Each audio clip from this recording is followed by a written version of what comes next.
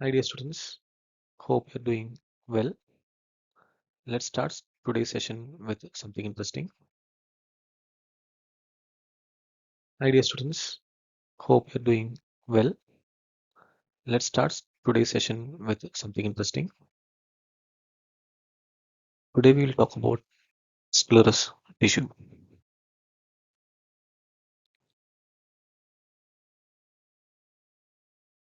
Sclerous tissue includes cartilage and bones. It is going to form the support of the body. For example, it is going to form the skull, and skull is covering the brain, protecting the brain. Similarly, it is going to form the thoracic wall, thoracic cage, that is going to protect the vital organs like lungs, heart.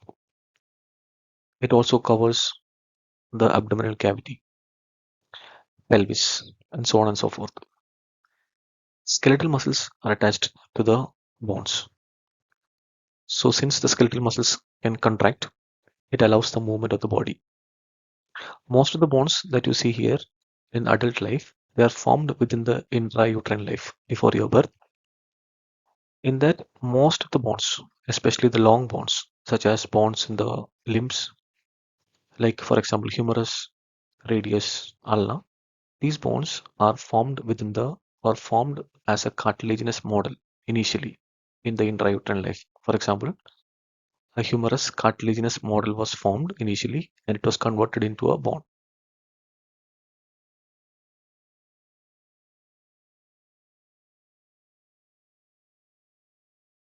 Now let's think about the orientation of compact and spongy bone. If you think about a long bone like this part, the center of the long bone, that is mainly made of compact bone, whereas the ends of them, they are made of spongy bone.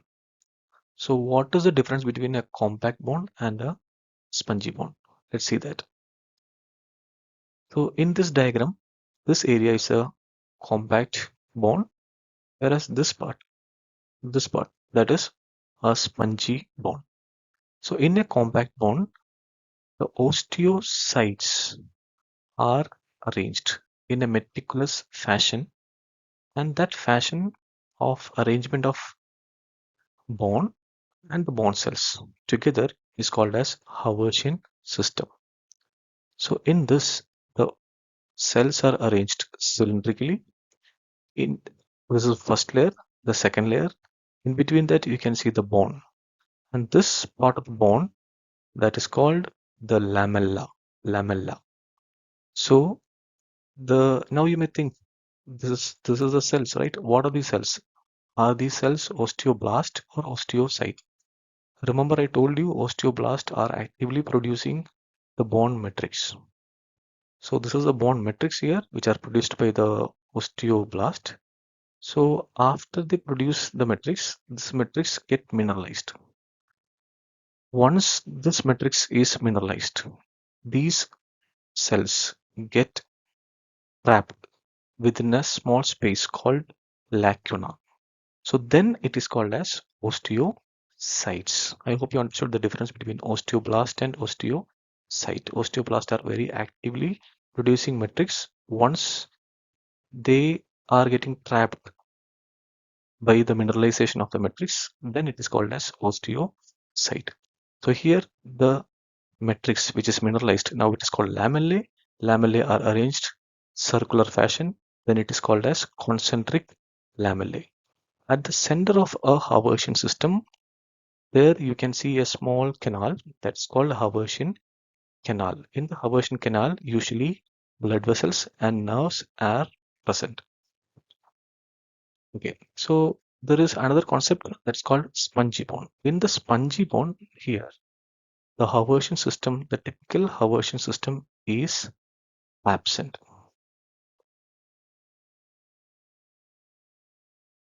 Let me tell you one more difference between compact bone and the spongy bone. I said compact bone has Haversian system, and there are no space in the compact bone, whereas spongy bone is exactly like a sponge. You know, sponge has a lot of holes in it, right? So similarly, in a spongy bone, the sponge that you can see here is the bone where you can see a lot of space within it. So you can see there are a lot of spicules of bonds or trabeculae of bonds in which there are a lot of space. Usually this space is occupied by the marrow, bone marrow. So these are the main difference between compact bond and the spongy bond. You may think again why there is a spongy bond at the end of the bond, whereas compact bond is mainly seen in the uh, center of the bond. So the spongy bond, because it has got some space within it, it can absorb the shock. So you know that the bonds are going to form the joints. So when it is forming the joint, the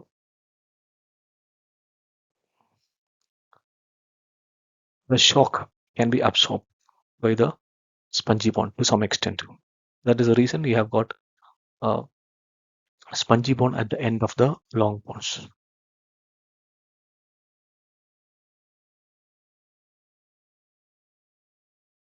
Let's see what bond is made of.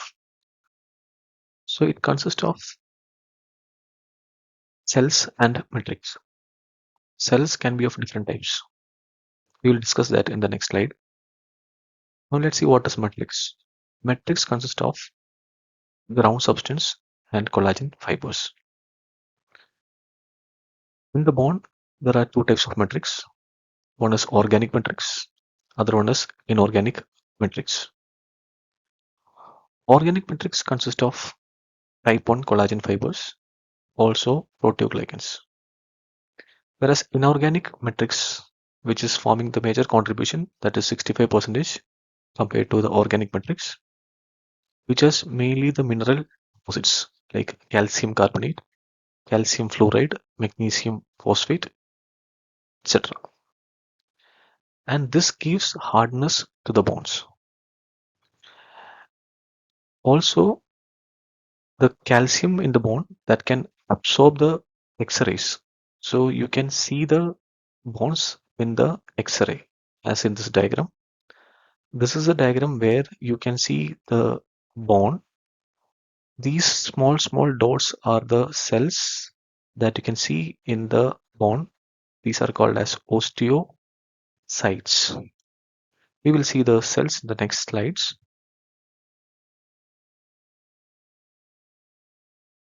There are four types of bone cells: osteoprogenitor cells, osteoblast, osteocytes, and osteoclast. Osteoprogenitor cells are derived from mesenchymal stem cells. Osteoprogenitor cells will give rise to osteoblast. Osteoblasts are very active. They can produce the new bone. Osteoblast later converted into osteocytes.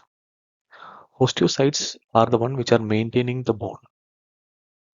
Then there is other type of cell which are big cells called osteoclast cells.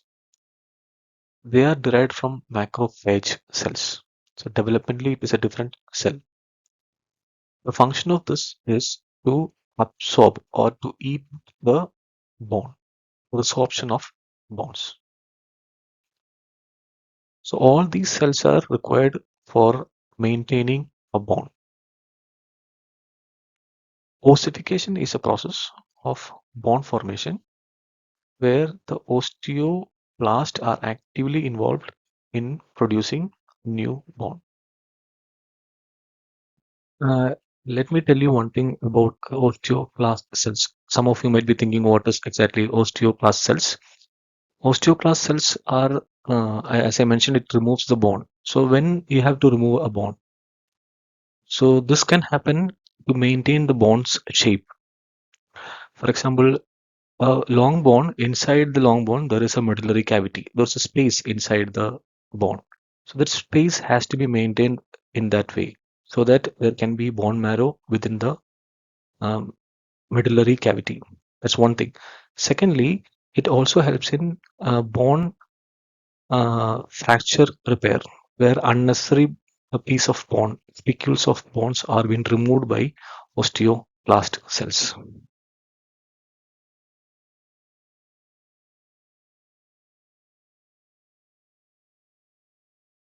most of the bones of the body, especially the long bones, they are formed in a cartilage initially before the birth, and they are converted into a bone. This type of ossification, process of formation of bone, is called as cartilaginous mode of ossification or endochondral ossification. Now, there are three types of cartilage: hyaline cartilage, elastic cartilage, and white fibrocartilage. The model that we referred now is of a hyaline cartilage. So, a hyaline cartilaginous precursor of a long bone is formed initially, as you can see these diagrams. It's a hyaline model of bone, hyaline cartilaginous model. Later, it is converted into a bone. So, when you look at this cartilage here, as here, we'll magnify this. So, let's have a look here. There are different layers of cartilaginous cells that are arranged. So from the epiphyseal side or from the end of the bone, this is the end of the bone. From this side, if you look at it, they are zone of reserve cartilage, zone of proliferation, zone of maturation, zone of hypertrophy, then zone of cartilage degeneration, and a osteogenic layer. Here, the cells which are located in this area, that is the hypertrophic layer. Here, the cartilaginous cells produces alkaline phosphatase that will precipitate the deposition of calcium in the cartilage. So deposition of the calcium in the matrix that lead to the hardening of the matrix, that leads to the death of the cartilaginous cells in this area. So the cartilaginous cells die because the diffusion is not going to take place through the matrix. Okay. Later, these cartilaginous cells will be removed and will be replaced by the osteoblast cells, which will lay down the bone. So slowly the cartilaginous model or the cartilage will be replaced by the bone. I will detail this in the coming slides. Let's see what the parts of growing long bone. Growing long bone has got a center part that is called the shaft. It's also called diaphysis. It is derived from primary center of ossification that usually occurs before the birth. The two ends, they are called epiphyses. These are derived from secondary center of ossification after the birth. Articular cartilage is seen on the ends of the bone where it is forming a joint. Periosteum is the outer covering of the bone. Medullary cavity is a space within the shaft of the bone. Endosteum is lining the medullary cavity in which bone marrow is present. So after the body, as I mentioned, it is derived from primary center of ossification. It is cylindrical, long, mainly made of compact bone. It's called diaphysis, and the epiphyseal ends of the diaphysis is called metaphysis. This is metaphysis, and in this X-ray, diaphysis, the shaft of the body of the long bone can be seen.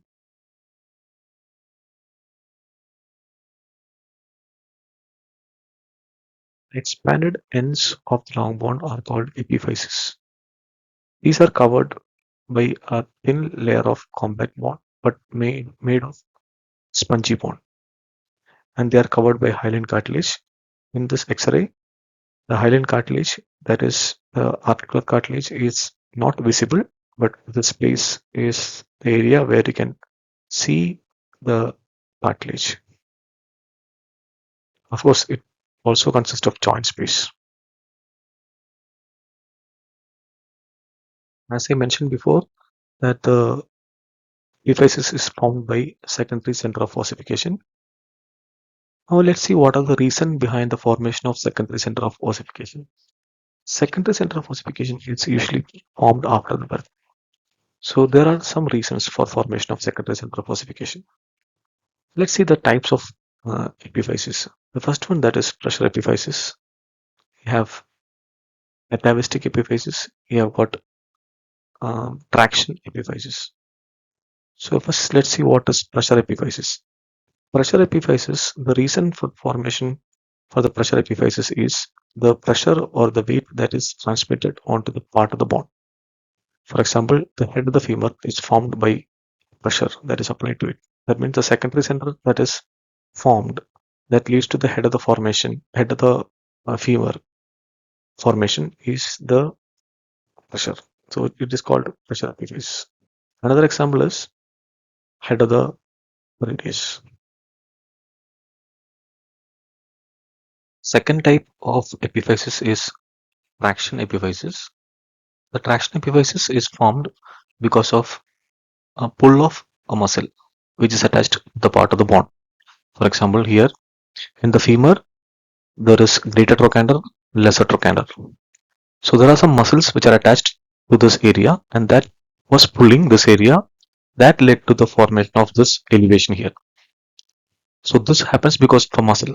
The muscle here is called iliopsoas, which is attached to the area of the femur that led to the formation of lesser trochanter.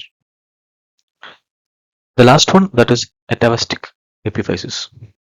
So here it is a phylogenetically independent bone. So here you can see a bone, part of the bone that's called coracoid process. Later this structure get attached to a host, a main bone, that is here the scapula. So why this part is attached to the main part of the bone? That is because to get nutrition. So here coracoid process is like a parasite which is getting attached to a host for the nutrition of the coracoid process.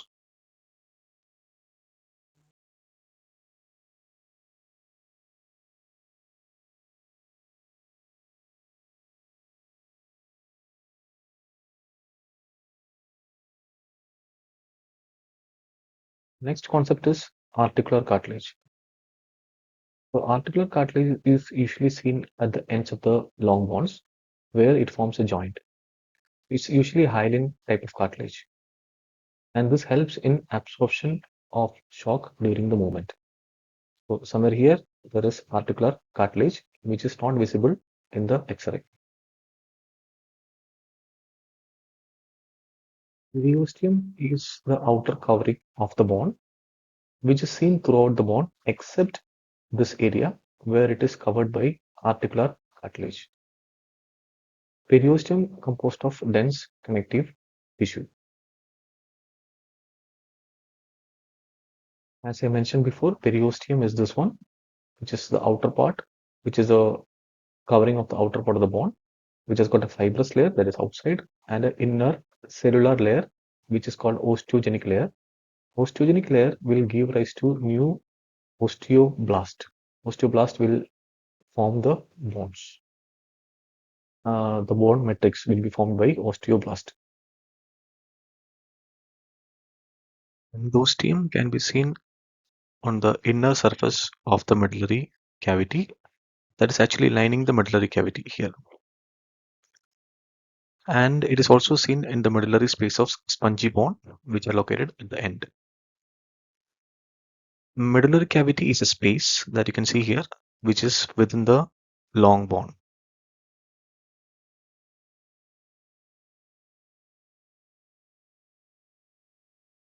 The marrow cavity that is filled with something called bone marrow, which is usually red bone marrow in newborn, but that will be usually changed to yellow bone marrow as the age advances. The bone marrow consists of hematopoietic cells, adipocytes, supporting cells such as fibroblast, blood vessels, capillaries, sinusoids, etc. So the main function of bone marrow is to produce blood. By the 7th year, the yellow bone marrow starts to appear in the middle of the shaft. In the adult, the red bone marrow is seen only at the ends of the long bones, then some flat bones such as sternum, ribs, skull bones, and irregular bones like vertebra. Other places it will be changed into a yellow bone marrow. So yellow bone marrow is nothing but the deposition of fat within the red bone marrow that becomes the yellow bone marrow. So in case of bone marrow needle biopsy, you have to approach in adults these flat bones, because in the long bones already the red bone marrow will be changed to yellow bone marrow, especially at the shaft of the long bones.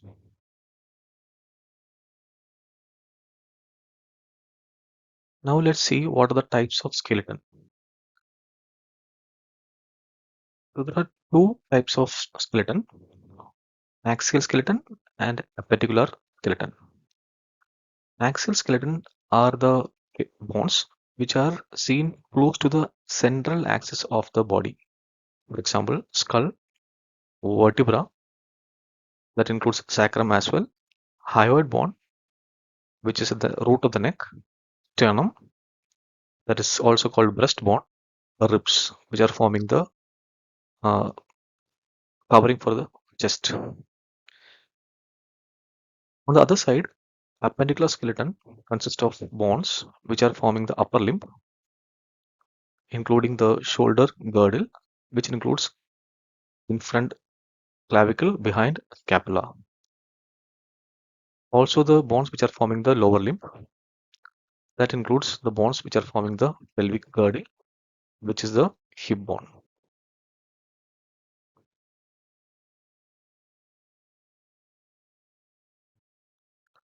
Altogether, there are 206 bones in the human body. Axial skeleton includes skull bones, which are 22 in number, 26 vertebra, 1 sternum, hyoid bone, which is at the root of the neck, ribs, 24 ribs, and 12 pairs on each side. Auditory ossicles are the bones which are present inside the inner ear. Inside the middle ear. They are 3 in number on one side, malleus from lateral to medial, malleus, incus, and stapes. So totally it includes 80 bones. Vector skeleton consists of some bones. Shoulder girdle includes 4 in number. So one side, 2. So scapula, clavicle of one side. Other side, scapula, clavicle, altogether 4 in number.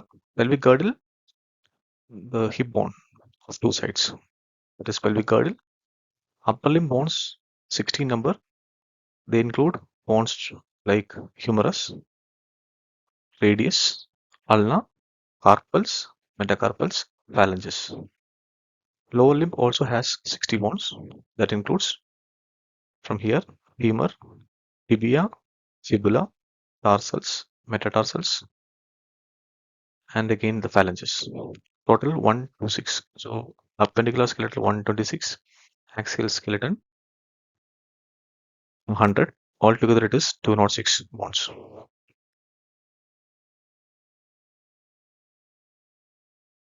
The function of skeletal system, sclerous tissue, is it is forming a rigid framework for the body, and it provides support. Also, the skeletal muscles are attached to the bones, so it allows the movement. It contains bone marrow, which is going to produce blood cells. Also, it protects the viscera, like it protects the brain. In the skull is protecting the brain. The chest wall is going to protect the lungs, heart, etc. Now let's see the classification of the bones. So we can classify the bones according to three uh, category. First one is according to the size and shape of it. Then the structure, microscopically how it is seen, and developmentally how they are formed. Let's see the first classification, that is classification based upon size and shape. The first type of bone is typical long bones. Typical bone, typical long bone has got one shaft and two expanded ends. This is called diaphysis, and these are called epiphysis. These are usually seen in the bones of upper limb and lower limb. For example, humerus, radius, ulna. Then there is one more classification here that is called miniature long bones. In case of miniature long bone, there will be a shaft, but the epiphysis will be one single epiphysis. Example of these bones are the metatarsus, metacarpals. Metatarsus are seen in the foot, metacarpals are seen in the hand. The next classification, that is short bones. As the name suggests, they are very short bones. They have got 6 surfaces. In this, most of the surfaces would be articular. That means it forms joints, whereas some of the surfaces will be non-articular. Examples are tarsal bones and the carpal bones. This is the tarsal bone here. Carpal bones are seen in upper limb, in the hand.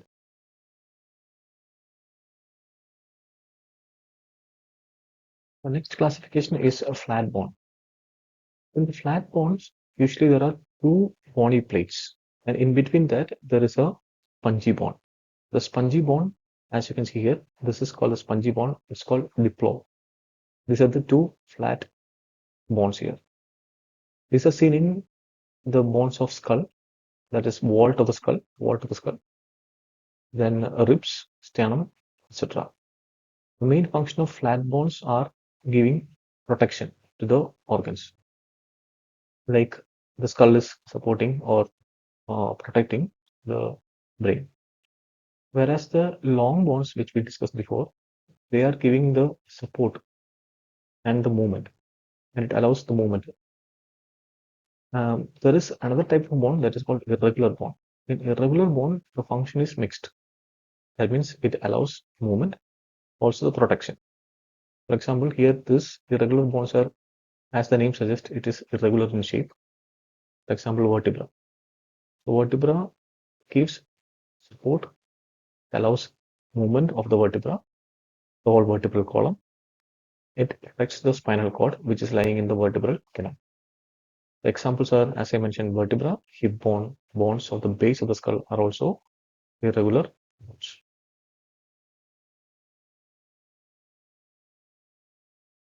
The next type is pneumatic bones. Pneuma means air. So there are some bones, especially in the skull region, which has got large space within it, which is lined by endothelium. Lined by epithelium. The example of these bones are maxilla, then sphenoid. So these bones are usually seen surrounding the nose. Okay. The function is it makes the skull lighter in weight. It adds a resonance to the voice. Also, it acts as an air conditioning chamber for the inspired air.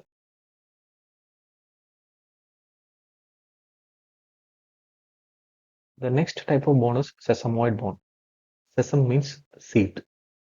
Before going to this bone, let me tell you this area, that is the knee joint, and there is a muscle here that you can see which is crossing the knee joint. So this muscle is called quadriceps femoris. So when this muscle is crossing the joint, it produces a friction on the tendon of the muscle. That causes or initiate ossification within the tendon of this muscle, and that produces a bone that is called patella. So patella is a sesamoid bone.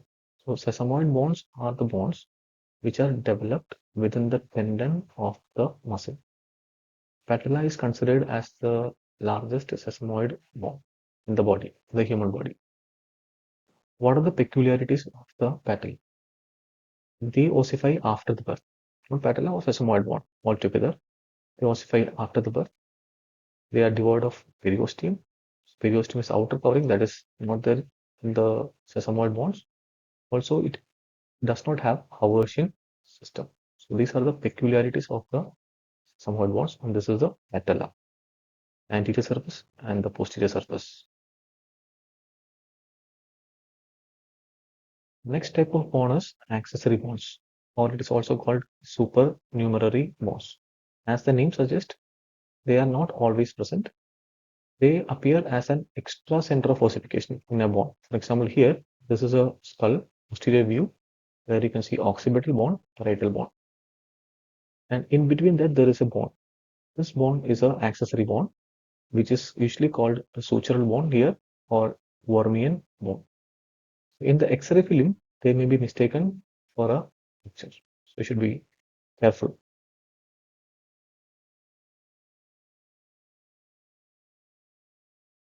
According to the structure, the microscopic level, we can divide the bond into two types, compact bond and the spongy bond. Compact bond is usually seen in the shaft region of the long bond, whereas spongy bond is seen at the ends of the long bond. Let's talk about the structure of compact bond. In this diagram, a section of bond can be seen where this is the medullary cavity and this is the periosteum. Of course, inside the medullary cavity, there are blood vessels, nerves, and in the bond's structure is made of Haversian system. Haversian system can be seen here, one Haversian system, another Haversian system. Inside the Haversian system, there is a canal that's called Haversian canal. So one Haversian canal is connected to the next Haversian canal through a channel that is called Walkman's canal. This is a Walkman's canal. Usually, Haversian system, or it's also called osteon, they run longitudinally in a long bond. So as the Haversian canal. Because of this connection, the blood vessels from the medullary cavity can reach one osteon, that is Haversian system. Then through the Walkman's canal, it can go to the next Haversian system. So the size of the Haversian system is almost of the thickness of a hair. Now let's see in detail about Haversian system. So this is a section of Haversian system, and this is a Haversian canal here, in which blood vessels and nerves can be seen. Here, the lamellae can be seen, which is going to surround the Haversian canal. This is the first lamellae, that's the bony matrix. The second layer of lamellae, third layer of lamellae, fourth layer of lamellae. So these lamellae, which are going to surround one Haversian canal, I mean, it is going to concentrically surround the Haversian canal, layer by layer. That is called a concentric lamellae, concentric lamellae. So this is the first layer of concentric lamellae, and this is the last layer of concentric lamellae. Lamellae is nothing but the bony matrix, calcified matrix. Between the lamellae, if you look at it, you can see there are some space, and that space is called lacunae, in which osteocytes are present. Osteocytes are living cells, and they are inside the bony matrix, so they need nutrition, right? So how they get nutrition? Yes. So this is a lacunae in which osteocytes are present, right? If you look at it, you can see there are some connections that are connecting across the lamellae from one lacunae to the next lacunae. These projections are called as, or these spaces here are called as canaliculi. So inside the canaliculi, the osteocytes will send its process, the cell process. That means the osteocyte, which is located somewhere here in this lacunae, is connected to this osteocyte, then this, and then this. That means the blood vessels can pass through the canaliculi, reach the lacunae, supply the osteocyte, then go to the next layer, then the next layer. Okay.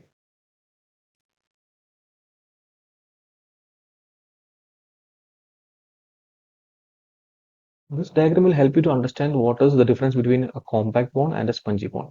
Compact bond does not have space within it, whereas spongy bond has got a lot of space within it. There are some bony spicules, vacuolae, which are extending into the space. This is a histological diagram of the bond. This is the medullary cavity. This is the periosteum. So these are the osteons or the Haversian system. Haversian system. In the center, the black dot, that is a Haversian canal. And I mentioned these are the lamellae called concentric lamellae, which are surrounding the Haversian canal. Whereas between the osteon, this area, there is a lamellae that is called interstitial lamellae. Similarly, near the periosteum, on the inner aspect of the periosteum, you can see a lamellae which is oriented in linear fashion, that is called circumferential lamellae, outer circumferential lamellae, whereas the lamellae that is located near the medullary cavity, near the endosteum, that is called inner circumferential lamellae. And there is a white line that you can observe surrounding one osteon on Haversian system, and that is called cement line. Now, once again, regarding the circumferential lamellae, the outer circumferential lamellae, I mentioned it is near the periosteum. So usually this is connected to perforating fibers of Sharpe, which are nothing but the continuation of the tendons which are attached to the periosteum of the bones. According to the development, there are two types of bones. One is cartilaginous bone, other one is membranous bone. So the bones which are formed by cartilaginous ossification, they are called the cartilaginous bone. So let's see what is cartilaginous ossification. So in cartilaginous ossification, as in this diagram, where you can see that there is a cartilaginous model of the bone is formed, and then it slowly converts into bone. So that is called cartilaginous mode of ossification. The long bones like femur, tibia, humerus, they are formed by cartilaginous model of ossification, and the cartilage here is hyaline cartilage. So when you look at the diaphysis of this bone, you can see the cartilage right now, but slowly it is getting converted into a bone. So let's see this part. Let's magnify this area. We can see that the cartilaginous cells are arranged in longitudinal columns. So from the epiphyseal area, if you look at this area towards the epiphysis, this is the area towards the epiphysis.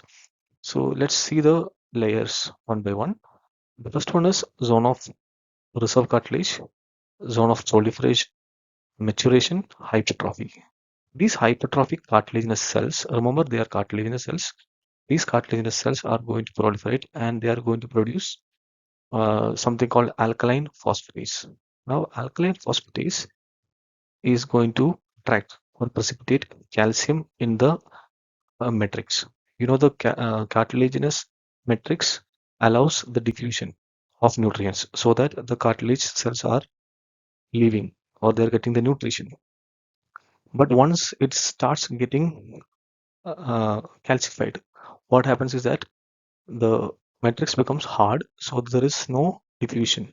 So when there is no diffusion, the cells are going to die, and that is going to leave a space surrounding the dead cells, and the space here is called as primary areolae.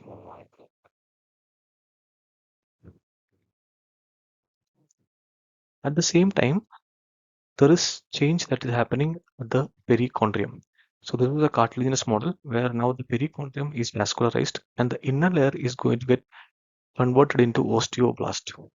Now the blood vessels which are supplying this area, that is perichondrium, they are going to invade the cartilaginous model.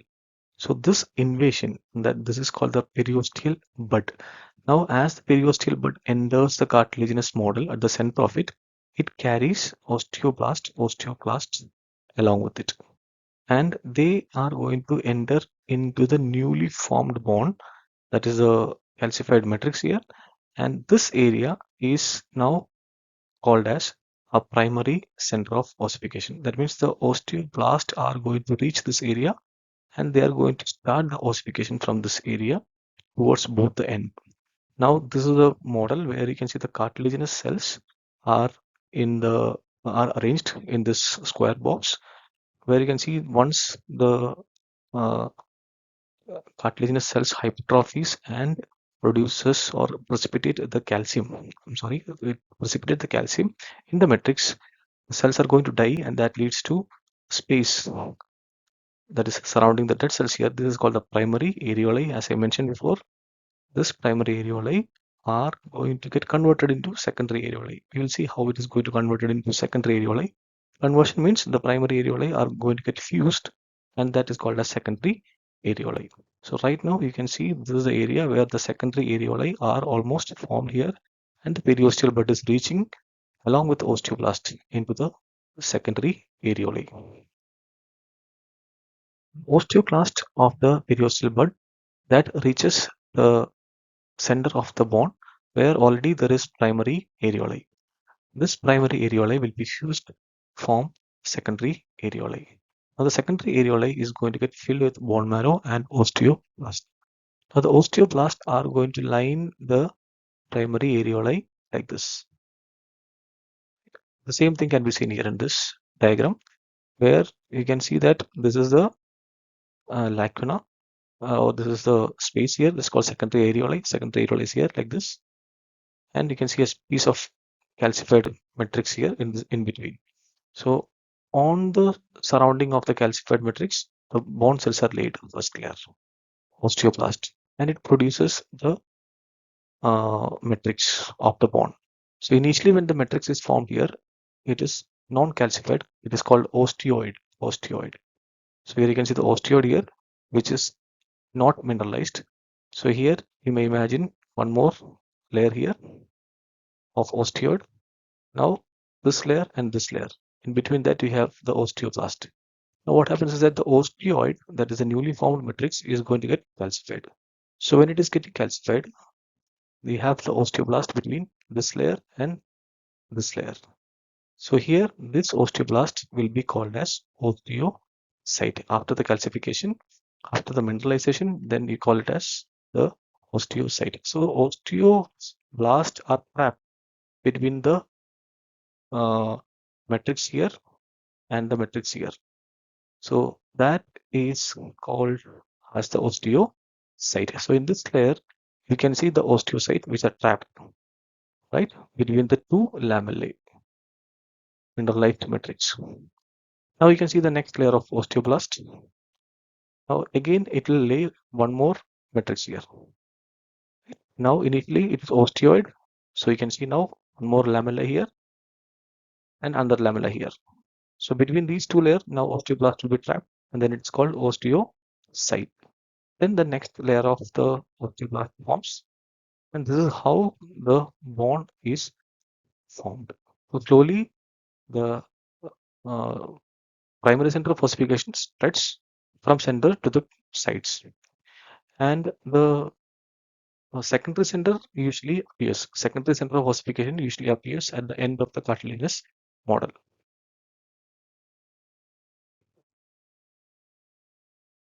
Let me try to explain the lamella formation in the bone by this diagram. So let's see the first layer. This is the first layer of osteoblast layer. They are producing the matrix here, the bundle of collagen fibers. Then you can see the bundle of collagen fibers which are in the matrix, gelatinous matrix. Then it is called osteoid. So osteoid is not mineralized. Now let's compare these diagrams now. Now on the left hand side, I have written some number. These numbers are representing the lamella, whereas on the right hand side, it is representing the osteoblast layer. So let's begin from here. So this is the first layer of lamellae produced by these osteoblast. This is getting mineralized, calcified, as you can see this, and this is the first layer that is remaining here. First layer again producing the osteoid, that is here. This is the second layer of osteoid, or you can see the future lamella, right? Now once the mineralization occurs, osteoid is called as lamella. Now here in this diagram, look at this layer that was here, lamella. Now it is osteoid stage. Almost you can see calcification started, mineralization started. So you can see the first layer of cells, osteoblast, are getting trapped between these two lamella, first lamella and second lamella. Now this is called as osteocyte. Okay. Now let's see the next diagram. In the next diagram, what will happen? Again, there will be a layer here, third layer of osteoid formation here, right? You can see that here, third layer. Now the second layer, which will be trapped in between the third layer and the second layer. So third layer is supposed to be here somewhere. right? So it is trapped between second and third, as you can see here. These are trapped between second and third layer. Now the osteoblast move to the next layer, that becomes the third layer. Again, one layer will be formed here, right? Now in the next stage, you can see this cells will be trapped between third layer and the fourth layer. So this is what happens in bond formation. Let's talk about the next ossification, that is membranous ossification. In membranous ossification, usually flat bonds are formed due to this membranous ossification. The bonds of vault of the skull, mandible, etc. So here there is a bond called parietal bond. This parietal bond is formed by membranous ossification. So here what happens is that where a bond has to be formed, membrane is laid down where the mesenchymal cells directly converted into osteoblast, and they also produces collagen fibers along with that. And this is the area where the initial site of presence of osteoblast, and this is called as the center of ossification. From here, the ossification spreads to the corners. So if you look at the parietal bone, it has got 4 corners or 4 angles. So the ossification starts from the center and it takes time for the ossification to reach the corners. That means the corners of the parietal bone are not ossified and a gap remains here in the fetal skeleton, and that is called as fontanelle. So the basic reason for the formation of fontanelle is the ossification is radiating from the center of ossification to the periphery. Now this is a picture where you can see a membrane is formed and mesenchymal cells are converted into osteoblast. Osteoblast cells are producing the matrix, the bone, and the spicules of the bone with the space in between can be seen along with the blood vessels. And I hope you remember the structure of uh, bone, especially the flat bonds. This is a flat bond where you can see 2 compact bond in between a spongy bond and blood vessels also. So this is how a membranous ossification takes place. Now let's see the growth of bones.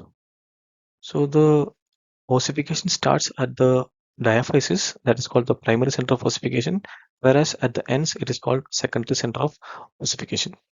Now, as you consider the ossification from the center to the sides of the bone, both sides of the bone, you can see there is an area where it is called epiphyseal plate of cartilage, where the ossification has not reached.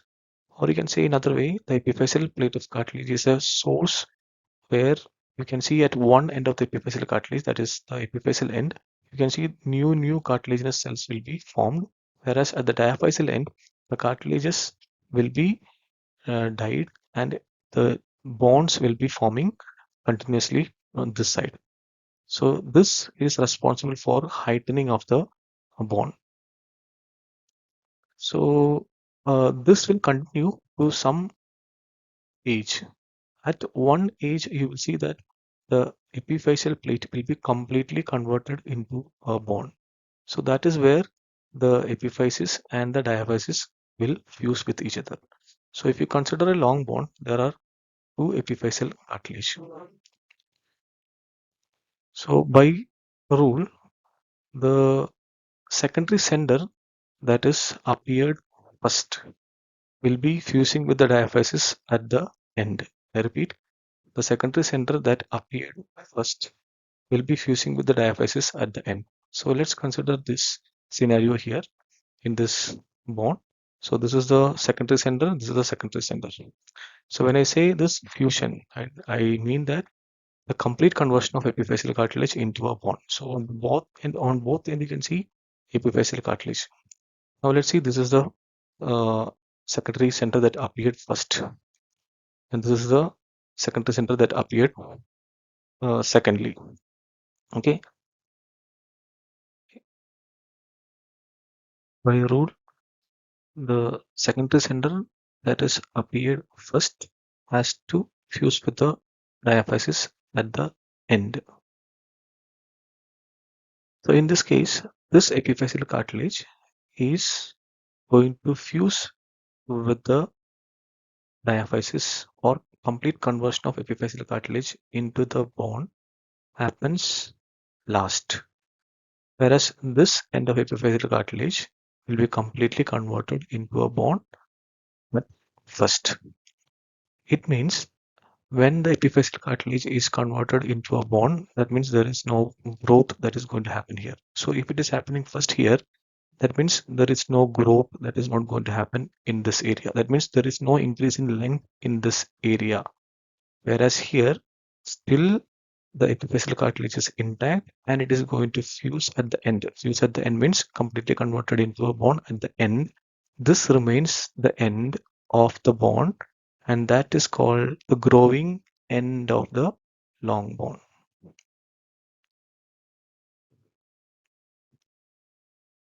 Now let's see the blood supply of long bones. Long bones are usually supplied by four sets of blood vessels. First one is nutrient artery, second one is metaphyseal artery, third one is epiphyseal artery, and the last one is periosteal arteries, which are supplying the periosteum. Let's see nutrient artery. Nutrient artery approaches the shaft of the long bone in an oblique direction, and it enters the medullary cavity where it divides into ascending and descending branches. It reaches up to the metaphyseal region.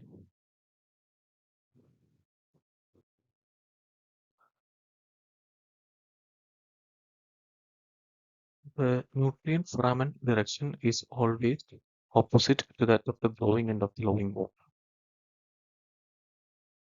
So this direction is indicated by a jingle. That means the direction of nutrient foramen can be remembered by this jingle. That is, to the elbow I go, from the knee I flee. That means for humerus, the direction of nutrient artery is downwards. So the growing end is front. Whereas in case of radius and ulna, the direction of nutrient artery is downwards. That means the growing end is lower end. In case of femur, the direction of nutrient artery is upwards. So the lower end of the femur is the growing end. Whereas here, the bones of leg, the direction of nutrient artery is downwards. So the growing end is the up end. This diagram is of tibia, where the direction of nutrient foramen is downwards. So the growing end is up end. In this X-ray, you can visualize the epiphyseal cartilage of the radius. The nutrient artery, after entering this metaphyseal region, it forms hairpin-like loops.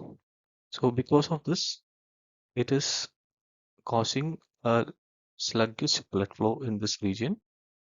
That is why it is predisposed to infection like acute hematogenous osteomyelitis. It affects this region, that is near the metaphyseal region of the bone. As I mentioned before, periosteal arteries are multiple in number. They usually supply the periosteal region.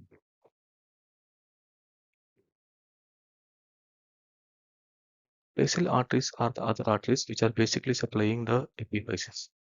In this case, you can see the artery is directly supplying the epiphysis, but sometimes the epiphyseal arteries, they may pass through this area and enter the epiphyseal cartilage, then supply the epiphysis.